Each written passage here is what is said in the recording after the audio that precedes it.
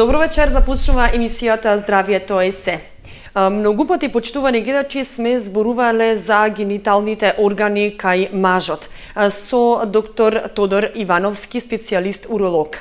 А вечерва ќе посветиме внимание токму на инфекциите кај машкиот полов орган и кај уринарните патишта.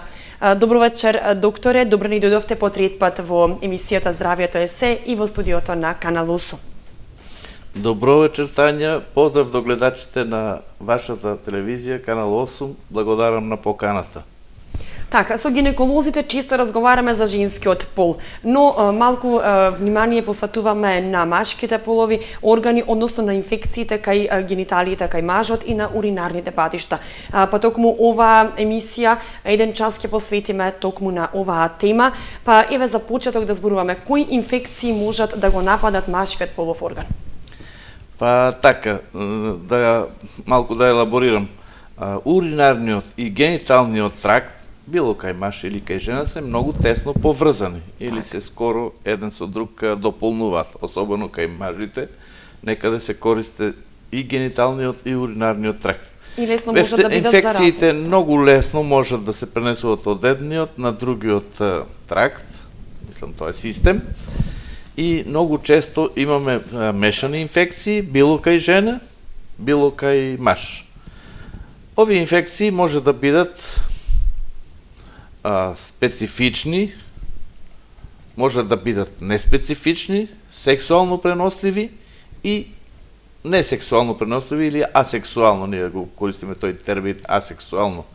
Например, преку крв, преку нечистоти, преку некои други начини, манипулации, ставање страни тела, кај мажо, поготово катетри или гледање на бешика, тогаш многу лесно се пренесуваат при диагностицирање на одредени болести. Да, може и тоа.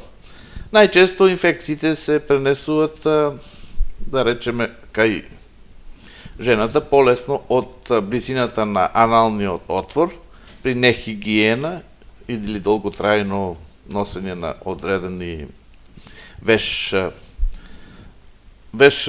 долен веш, лесно може да дојде до инфекција на гениталниот тракт.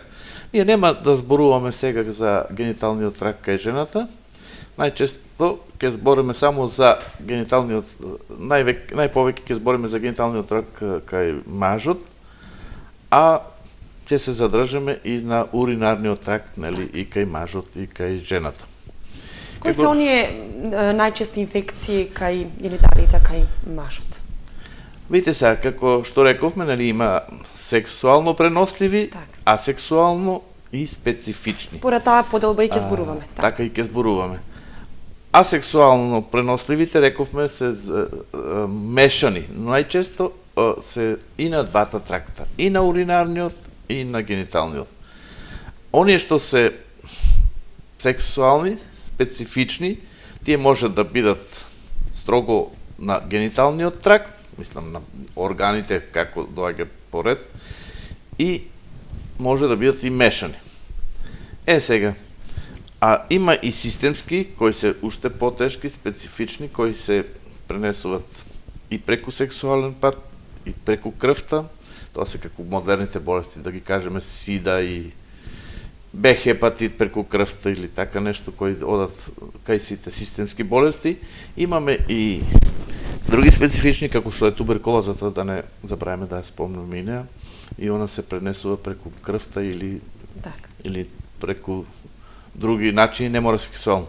Сексуалните болести се пренесуваат, така да речеме, 90% при сексуален контакт. Било нормален сексуален акт или било перверзен сексуален акт. Тоа се гонорејата, ја спомнеме, макар да за гонорејата може да понекош да зборуват и дерматовенеролозите или венеролозите, кои ја и они третираат како болест, меѓутоа компликациите се за уролог. За уролог затоа што може да настане кај неа стеснување, кој што тоа треба хируршки да се отстранува, стеснување на каналот, така и може. Луесот или сифилисот не треба да се заборави, макар да ние многу често мислиме дека е искоренет, се уште не е, луѓето имаме огромна миграција, имаме различни раси, различни начини на живот, луѓето се движат и многу лесно доаѓат во контакти, така да треба да се смета и на луѓето. Сега, има и уште други две помали болести на гениталниот тракт, лимфогранулома венерум се вика и туберкулоза, рековме. Што се однесува до несексуално преносливите, тие најчесто се од нечиста алишта долен веш. Може, рековме, и од други манипулации. Деца кои си играат на надвор, тоа треба да се пази, особено кај малите деца и средно малите деца. Си играат со својот полов орган, машките деца. Си играат со камења, со млечка и така натаму. Така, со нечисти раце се фаќа. Особено со нечисти раци и нечисти предмети употребуваат во природата. Сега, овие инфекции, рековме, може да бидат и на уринарниот тракт. На уринарниот тракт се веќе потешки инфекции, може да влезат во бешиката, да одат дури и до бубрезите, ретроградно, поготово при некои аномалии на бубрезите или на каналите на бешиката, со спојовите со каналите на бешиката и бубрезите, дури и до бубрезите и да настанат и големи потешкоти, дури високи температури и намалување на способноста на бубрежната функција. Така. Посебно да се задржиме кај малите деца. За какви инфекции се работи и како може да се отстранат истите? Видите се, новороденчињата, да речеме, се најзаштитени кога се во утробата на мајката и после тоа најдобра е хигиената кај нив. Многу често кај нив настанува слепување на кожичката, ние ја викаме препуциум, со глансот на пенисот или главичката на пенисот. Тука многу често кога се слепе, останува една материја, по наше се вика смегма, која многу лесно е место за да може да се размножуваат бактерии и тоа доведува до гноење, слепување на кожичката и црвенило, болка и може и да дојде со висока температура и треска. Видите сега, кај овие работи, малите деца, тоа педиатрите го добро знаат, после И ги советуваат 5-6 месеци треба да се направи дилатација, не го викаме, или проширување на кожичката, или ако е слепена, не толку насилно, тоа урологот најубаво го прави, меѓутоа некои педиатри се способени, обучени, можат и сами да го прават, или барем да го видат тоа слепување и да го пратат детето кај уролог. Тоа важи за сите машки деца. Ако дојде до акутно воспаление, хитно, остро, тогаш има гној, стафилококи и многу тешко се лекува. Треба да се лекува системски, треба да се лекува локално и така. После у пасусот за лекување ќе го спомнеме повторно. Тоа е за малите деца со препуциум. Може да настане и затварање на самиот препуциум, односно кожичката која ја покрива главчето. Тоа муслиманите, прво евреите, па после муслиманите, го решиле со нивното ритуално обрезување или по стручно циркумцизија, отстранување на кожичката. Сега ние не знаеме дали природата е управо или Господ е управо, секој треба да одиме паралелно со две хипотези, дали е потребна кожичката или не. Најверојатно е таа потребна, меѓутоа не е нужно потребна. Така да и обрезувањето е на некој начин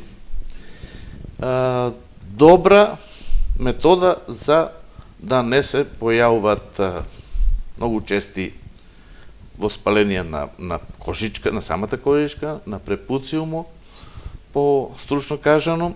Исто така има други, да речеме, статистички податци дека може ракот кај муслиманите или канцерот е послабо застапен кај обрезените, толку поради отсуството на таквите инфекции може. Такви статистички податоци постојат, така да статистиката е таква наука, ние викаме дека е точна, екзактна, али статистиката е тоа. Сега, Тоа е за малите деца, нели, за препуцилум. Меѓутоа, многу често настанува воспаление на каналот на половиот орган. И кај малите деца, а особено кај повозрастните. Да не забораваме дека постојат стеснувања или фимоза и кај стари луѓе. Кај стари адолесценти, постари, дури во трета доба. Тоа е исто така од нечистоти, може да бидат сврзани и со некои други болести, како што е диабетесот. Диабетесот дава смален имунитет и многу често доведува до воспаление на кожичката и на глансот, главичката на пенисот и доаѓа до многу неблагопријатна состојба, пошто тешко се лекува поради слабиот имунитет. Многу често диабетот се открива токму поради ваквите инфекции, односно ако дојде пациентот кај доктор уролог, би требало, ако има такви тегоби, слепување, расцавтување, црвенило, прешање, болка, па и слузав или гноев содржај, мислам не од каналот, него од околу гланс пенис, покрај кожичката и тесна кожичка, тогаш прво што треба урологот да праша дали е болен или има диабет. Ако нема, треба да се испита шекер. Многу често се сврзани тоа. И треба многу често инфекциите претходат токму на диабетот, како што кажавте. Да, може да се рече, него мислев дека кажав, диабетот е со смалена отпорност на организмот и ако има латентен или скриен диабет, многу често има инфекции и на кожичката, како и општо на други системски, на други системи, нели? За диабет има и други при смален имунитет, меѓутоа инфекциите, рековме, нели, како се пренесуват, најчесто од нечистоти, од природата и од крвта. Многу често настанува, ние спомнахме гонорејата, воспаление на каналот, ние го викаме стручно уретра, каде што, ако не се лекува соодветно, поготово кај гонореја, може и кај неспецифичните, настанува стеснување на каналот. Многу често стеснување кое е многу тешко се лекува.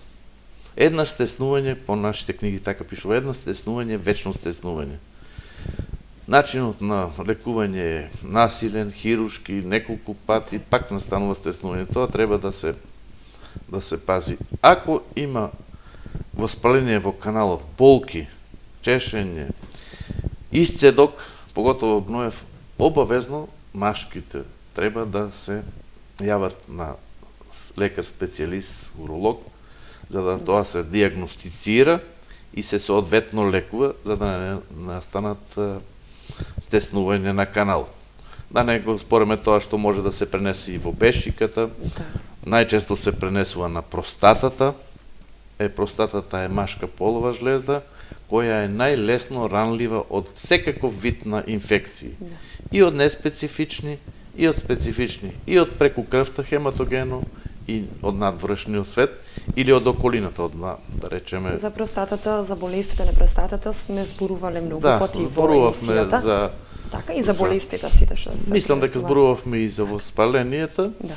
Сега ќе зборуваме само... Ќе се осврнеме строго на другите половни... и на уринарните патишта. Другите половни органи, на тестисите. Колку често можат и тестисите да бидат заватени? Па, знаете што? Рековме дека ние го викаме асцендентниот пат, или ретроградниот, или патот од надвор према внатре, оди до бубрезите, оди и према тестисите, така што многу често, не знам сега како би го кажал во проценти, некаде 25%, од по-акутните, по-хитните, по-тешките заболувања на каналот, на простатата се рефлектират на тестисите. Многу често. Гонорејата скоро редовно, да не кажам исто и за сифилисот, туберкулозата, веќе таа системска болест може и преку крвта секаде да се пренесе и на крај да не ја заборавиме најстрашната чума на 20 21 век сидата, исто и она се пренесува. Се смета дека се пренесува преку крвта, но ако при секој сексуален однос има крварење, регади, ситни повреди, тие многу лесно се места кај што може да се вгнезди вирусот на сидата и да оди системски во целиот организам. Затоа се смета како сега нова сексуална болест, пренослива. Се смета дури дека се пренесува и преку семето, преку спермата, нели? Дали е тоа крв или не, дали е повреда, тоа се уште не е докажано. Меѓутоа, тоа треба да се мисли. За гонорејата ги кажавме специфичните симптоми, за сифилисот дали се карактеристични или можеби се општи со чешање и со гној и така натаму. Ни ги кажавме пошто можат да препознаат за да се јават на уролог додека е време, затоа што кажавме дека времето е од исклучително значење да се јават на лекар што е можно порано. Сифилисот или луесот, ние го викаме стручно, е болест на 19 век. Тогаш немало лекови. Он се пренесува строго сексуално, може и преку крв. Тоа преку крв знаеме дека се пренесуваат сите болести. Али најчесто се пренесува при сексуален контакт. Тоа е специфична болест, подмолна болест, многу тешко се открива. Тоа е повеќе ние ќе дадеме некојаш предност на венерологот да го следи. Не може секогаш урологот све да следи. Има начин на препознавање, меѓутоа тоа за доктор е, не да пациентот сам не може да го препознае.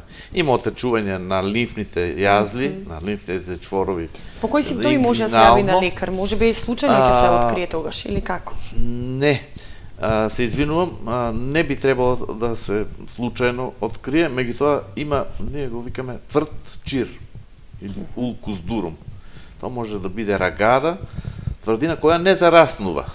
Се цернира и ако се земе од неа местото парче или исцедок да се посее, ќе се најде дали е сифилис. Мислам, треба да се мисли на сифилис, не толку често, меѓутоа треба да се мисли. Гонорејата веќе е присутна и понатаму, макар да имаме ние сега соодветни во развиените земји, ние се сметаме нели за средно развиена, има лекови кои што ја лекуваат гонорејата и ја искоренуваат. Меѓутоа гонорејата е таква што може да се јави и пак и секогаш зависи од партнерот или од повеќе партнери. Најчесто е нели тоа преку повеќе партнери. Кажавме за гонорејата и сифилисот, сега имаме и други инфекции кои можат да го зафатат уринарниот тракт. Кои се тие да ги споменеме? Повеќе да посветиме внимание на инфекциите во уринарниот тракт кај мажот. Да, ние ги сега елабориравме нели овие што се сексуални болести, кои што се, да речеме така е барем пропишано, преносливи преку сексуален контакт. Меѓутоа има и многу други болести, скоро сите болести што се на кожата од стафилококи, тоа се гроздасти топчиња или стрептококи. Сега стафилококи е грозѓе, а стрепто е синџир-коки, синџир топчиња, такви се бактериите, многу лесно ги има по кожата и секаде околу нас, премногу се отпорни на надворешна средина, можат да придонесат да влезат. Особено има еден тип златен стафилокок или Staphylococcus aureus се вика, злато.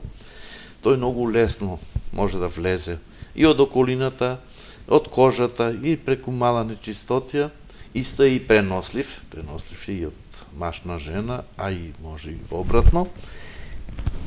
И тој прави воспаление на каналот со појаки симптоми од гонорејата, со чешање, со гнојав исцедок, со болка, црвенило и е многу поотпорен и малку потешко се лекува, посистемски. Од овие што ги споменавме инфекции на уринарните и на гениталиите кај мажот, имаме и хронични и акутни. Да ги споменеме кои се хронични од тие, а кои се акутни. Да. Видите, сега ние спомнавме, нели, за сите овие сексуални болести. Ако гонорејата, пак спомнам, не, така е. Так. Ако гонорејата не се доизлекува, ја би го направил тој збор, ако не се искорени, да оди во хроницитет. Да, едно од најчестите хронични воспаленија. Исто и стафилококот, кој што многу тешко се искоренува. Исто има и други, да речеме, има бактерии кои што се нормално жители на цревата, кои се изфрлат преку аналниот, преку фецесот, многу лесно доаѓаат во додир со кожата и се нечистоти може да се пренесат во уринарниот тракт, исто и преку, да речеме, преку крвта и преку слаб имунитет. Тие се хронифицират и многу тешко се лекуват.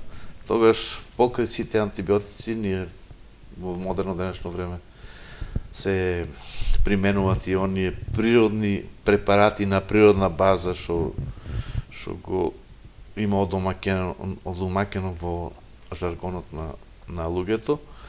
Тогаш тие уште подобро делуваат заедно со антибиотици. Тоа се специјални чаеви, лекови од чаеви, од треви, херба, лайф, треви и така натаму.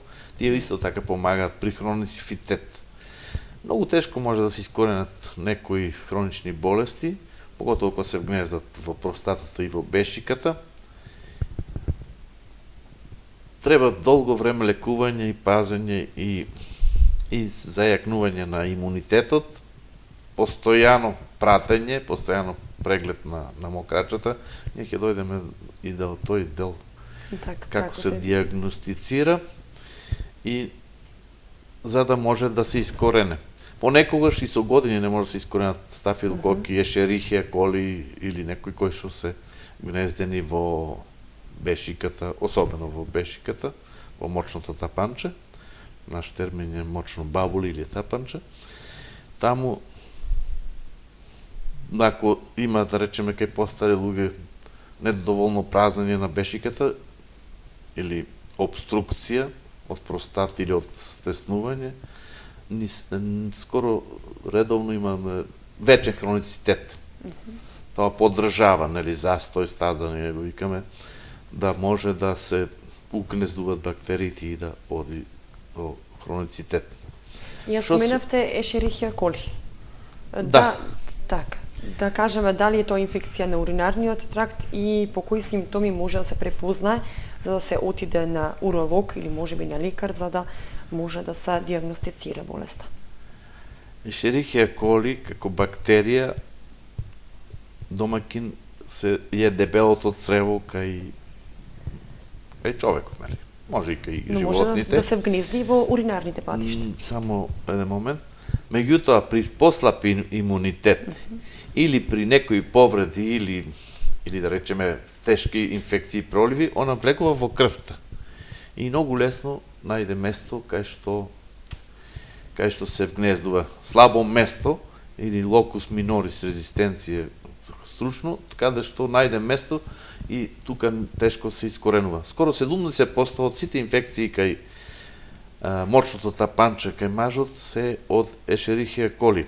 Таа бактерија се изфрла преку изметот, но многу често при соодветни хигиенски услови или диспозиција на изметот или нечист долен веш може да се пренесе и ретроградно преку од аналниот, тоа најчесто кај жена, пошто е голема близината и можноста, но многу често се пренесува и кај маж.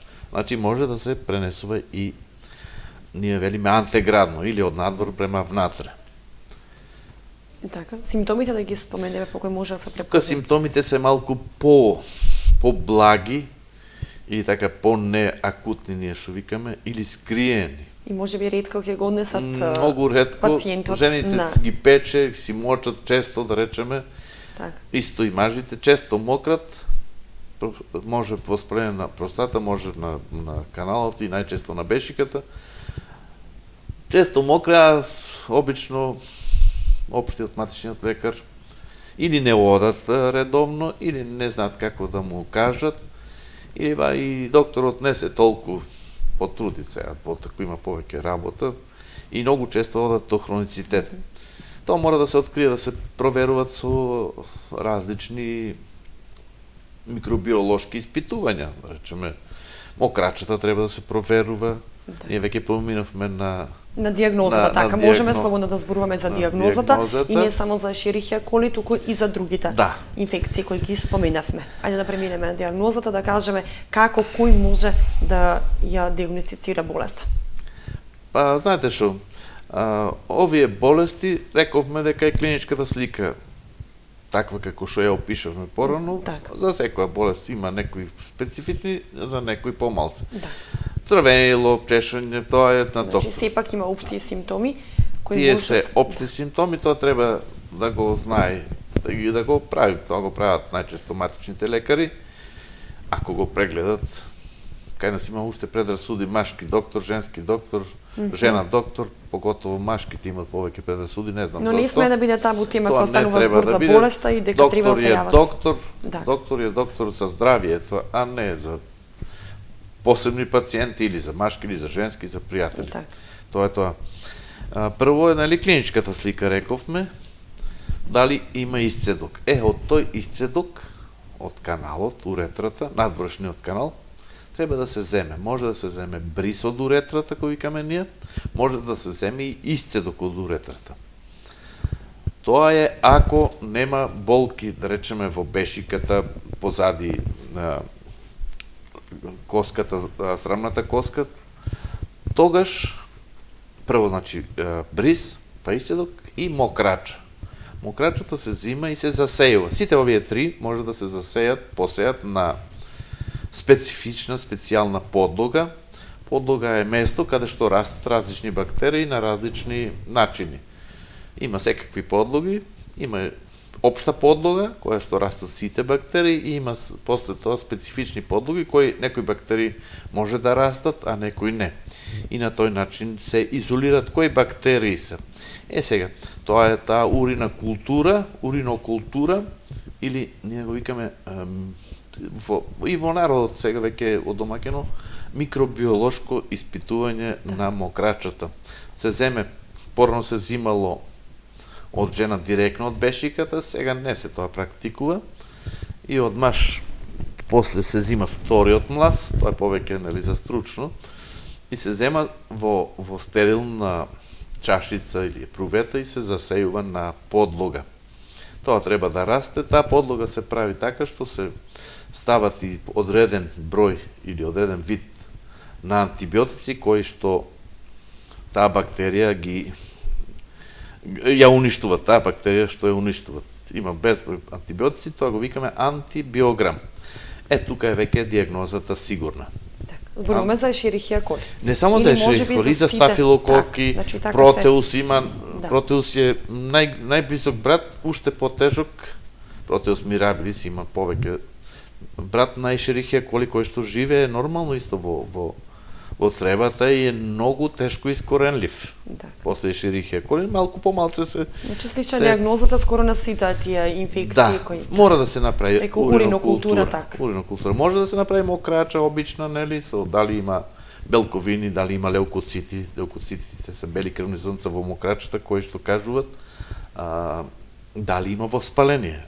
Ако има маса леукоцити или големен, значителен број на леукоцити или бели крвни зрнца, тогаш значи има сигурно воспаление. Сега, ако се засе во мокрачата има, тоа е уринокултура која има со број на бактерии, ако има одреден до 10.000, тоа се смета за незначително.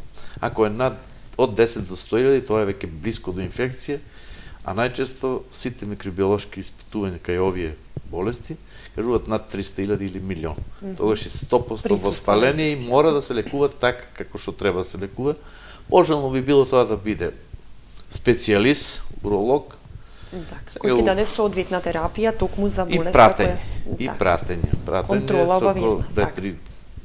три негативни резултати од урина култура и така. Так, кога сме кај лекувањето, сега колку време се лекуваат зависност од тоа која болест е, нели? така И која инфекција, но сепак знаат пациентите да прашаат дали е хронична, дали е акутна, па колку време треба да се лекува и да се пијат тие антибиотски терапии кои вие ги препорачувате. Да. Дали видите секогаш е антибиотска терапијата или можеби? При чести хронични уринарни инфекции, најчесто на бешиката, највеќе страдат жените.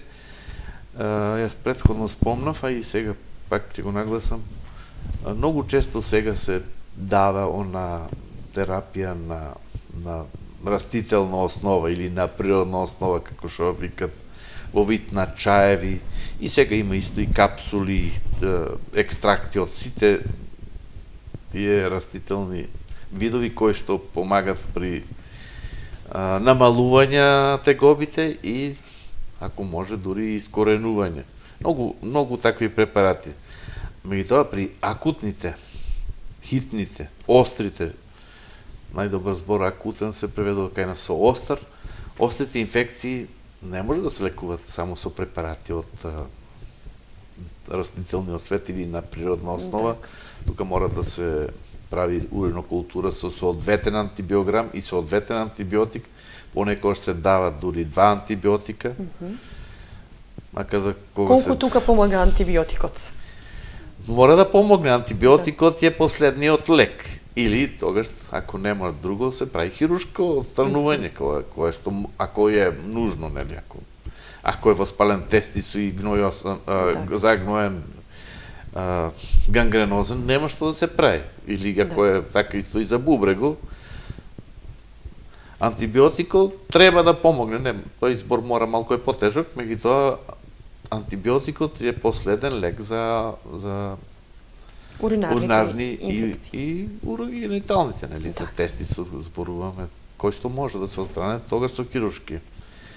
А другите болести кои што рековме се специфични, има специфични лекови за туберкулоза, има други лекови кои што се сепак треба консултација со уролог, никако на своја рака, освен оние природни, како што е чај од брусница или нешто слично кој е исто така и вие ги препорачате. Така, добро што го спомнавте, сега у последно време многу често и е многу прикладен за желудникот и за цревата брусница, а е многу ефикасен за ние, како да кажеме, ги гони, ги пади бактериите, ги премива уринарните патишта и тегобите се доста намалени, тоа зборувам за хроницитет, а ништо не смета и ако се пие чајот од брусница и постојано прави и заштита од и како превенција делува превентивно.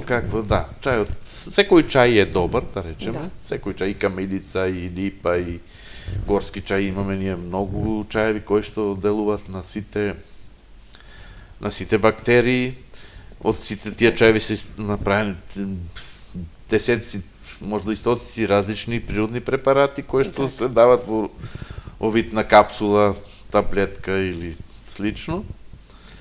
Треба да се пие. Секој чај нема да биде штета. Сега да зборуваме за компликациите кои може да се јават при нелекувани вакви инфекции. Доколку се занемарат симптомите, можеби се мали, дали може да прираснат воопште поголеми, па и да дојде до стерилитет кај мажот? Да, мощно интересно прашање. Видите се, гонореата, пак почнуваме со неа како една од најчесто и вашата практика го говори тоа. Ви секојдневно работите со такви пациенти, така. Најчесто и најчесто пренослива сексуална болест, она редовно оди до тестисите. И да не дојде до тестисите, ја каснува слузницата и на каналот, надвршниот канал, уретрата, и на каналите или малите дуктуси канали од тестисот, од јајцата, до простатата и надвор. Кога се стеснуват, кога се униште слузницата на каналот, на дуктусот од тестисот, настанува запушување на канал. Так. И И во тој случај може да дојде до... Тогаш нема никаква можност да помине семето, спермата, од тестисот во надворешниот свет, за да може да... Тоа многу лесно се после открива со микроскопско испитување, али ако не се излекува, многу често, порано имало во стерилитет, сега малце помалце, меѓутоа и сега е можна таква, затоа треба да се лекува. Тоа повеќе зависи за помладите луѓе кои што се поактивни или И ги занемаруваат симптомите, па не се јавуваат на уролог, ја занемаруваат самата инфекција и подоцна дојде до такви несакани компликации. Токму така. Што се однесува за други болести, може исто и туберкулозата дава така воспаление, хроницитет на тестисите и на каналите, особено на придодатоко на тестисо, епидидимисо. Тоа е како капа на тестисо. Можда некој знае што е епидидимис, повеќе го користиме тој збор, епидидимис. Тој многу е лесно ранлив и многу лесно, тој е као резервоар на семето кое што се ствара во тестисо и се пренесува после преку каналите до надворешниот свет. Многу лесно доаѓа до такви стеснувања и неможност на семето да излезе надвор и да дојде до стерилитет. Срекна околност е денеска што медицината е толку напредна, што може да се земе директно неколку семенски или повеќе семенски клетки од директно од тестисо и да се направи бризгување или инвитро оплодување, меѓутоа да не мислат младите особи дека тоа е решение, некогаш може и да не се најдат, така да мора да се мисли за заштита од овие болести. Скоро веќе ние преминавме. Освен стерилитетот имаме ли други компликации кои може да се јават како нелекувана? Да, резултат на нелекувани да речеме, инфекции? ако дојде до воспаление на каналот, рековме, стеснување, кое што после многу тешко се лекува. Ако се пренесе ретроградно од надвор према внатре до тестисот, тестисот може да се изгуби. Може да се изгуби тестисот и да мора да се отстрани. Тестисот да оттече, да гнои оса или да ga гранизира, поготово во по-нецивилизирани општества, многу малку се јавуваат помладите со болки, нешто со баење, со тоа. Тестисот се загнуе или гангренизира, мислам, ние го викаме се скапува и тогаш мора да се остане хирушки. За каналот тоа се прават хирушки манипулации, тоа е повеќе за специфично проширување на каналот или ако е можно операција која што е строго специфична за специјалист уролог. Инаку ако е стеснет, некојаш може дури да не може да мокри пациентот, па да мора да се прати други хирушки, посложени хирушки захвати. Тоа се тие потешки компликации, значи рековме стерилитет, стеснување, отстранување на тестис, може ако имаат јако воспаление и на бубрезите. Ние не ги сега многу спомнувавме бубрезите, имат они своји посебни, своје посебно место и за инфекции, за било какви инфекции. Нас ни беше само да го нотираме начинот на пренесување на овие болести и сега би сакал малку и за заштита од овие болести. Секако дека на крајот ќе посветиме внимание за превенцијата, односно за заштита од ваквите инфекции на уринарниот тракт и на гениталниот се разбира. Значи, еве што се однесува за брусницата, ја споменавте дека треба и здрав човек да пие, но што е она што се однесува на превенцијата и што вие ќе препорачате посебно кај младите, па и кај младите мајки кои имаат машки деца за да можат да превенираат да не дојде до вакви инфекции. Кажавме има сексуални и асексуални. Да, сексуални и асексуално преносливи болести. Видите се, пак да почнеме од малите деца, ако веќе имат проблеми со кожичката, најпрвен тие треба да се јават. Значи, тука мајката треба да одигра улогата за да може да му помогне на детето. Најпрвен да се јават на педијатор кој што ќе оцени дали треба тоа да се лекува или да се прати на уролог, да се тоа коричката мора да биде отворена. Сега кај нас во книгите пишуваше дека до 9 месеци ништо не може да му направи на детето, мајката го дои или е заштитена од имунитет. Меѓутоа многу често може да се деси една мала рагада па се залепе кожичката и после е проблематично. Тоа е мајката мора да го гледа своето дете и секогаш треба после 6 месеци, да не биде порано, да го има нели систематски прегледи на педијатор секој 2 месеца, секој месец. Тоа обавезно докторите ќе им кажат. Повеќе се задржиме околу превенцијата на оние инфекции. А на другите и повозрастните. На другите сексуално преносливи или специфични болести кои се пренесуваат преку надворешниот свет или преку крвта, рековме прво хигиено-диететски режим. Тоа е здрава храна, здрава исхрана, почести туширања. Значи хигиената на повисоко ниво. Да, хигиено-диететски режим. После тоа доваѓаат и други заштити. При сексуалните болести веќе младите луѓе, скоро сите се едуцирани, тие барем што се над 18 години кои што имат сексуални контакти, го употребуваат и треба да го употребуваат кондомот или презервативот, по наше стручно се вика презерватив. Што значи тоа? Тоа ги штити и партнерот и самиот себе се заштитува. И од сексуални болести, и од несексуални. Дури најчесто сега се кондомот. Кондомот сега зема замав поради сидата.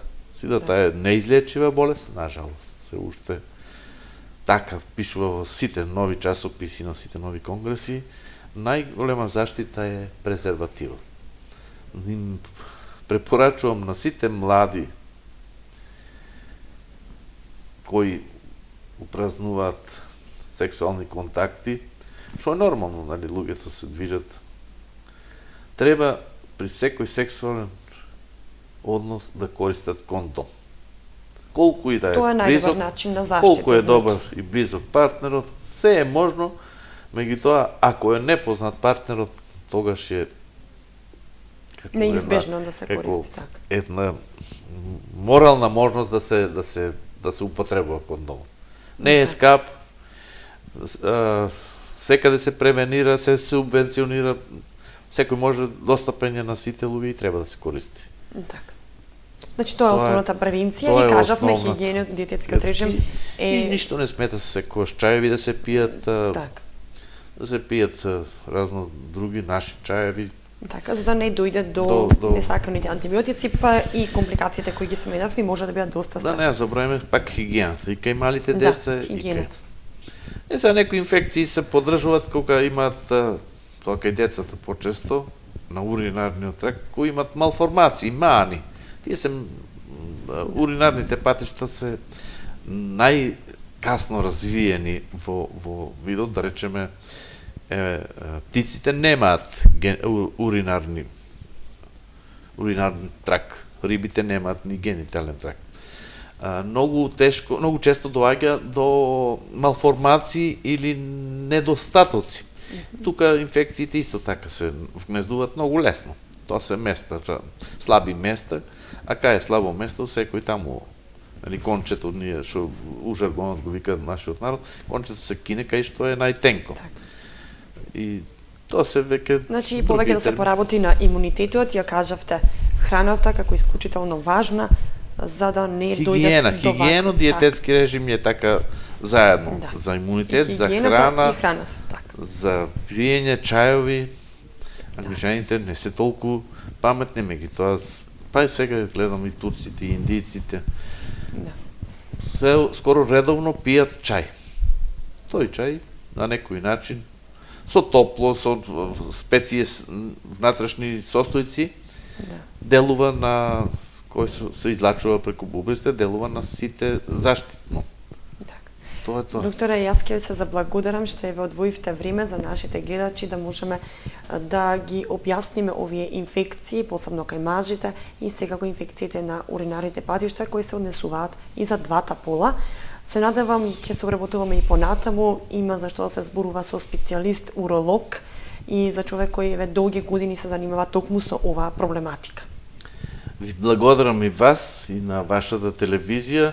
Се надевам дека бев концизен. Народски зборував. Гледав да ги употребувам, да ги употребувам или барем да ги преведувам кога се заборавав термините со народни термини. Јас стојам на располагање на вашата телевизија. Било кој што го интересираат, вие мислам јавното мислење го сондирате и знаете што треба, ви стојам и понатаму за соработка. Така, ви благодарам уште еднаш. Почитувани гледачи, тука ја завршуваме емисијата Здравето е се. Разговаравме со уролог специјалист доктор Тодор Ивановски од Штип и посветивме внимание еден час на уринарните инфекции и на инфекциите на гениталиите кај мажот. Ви благодарам за вниманието. Се гледаме следната среда во истиот термин. Останете ми во добро здравје и слушајте ги советите на нашите гости. Довидување.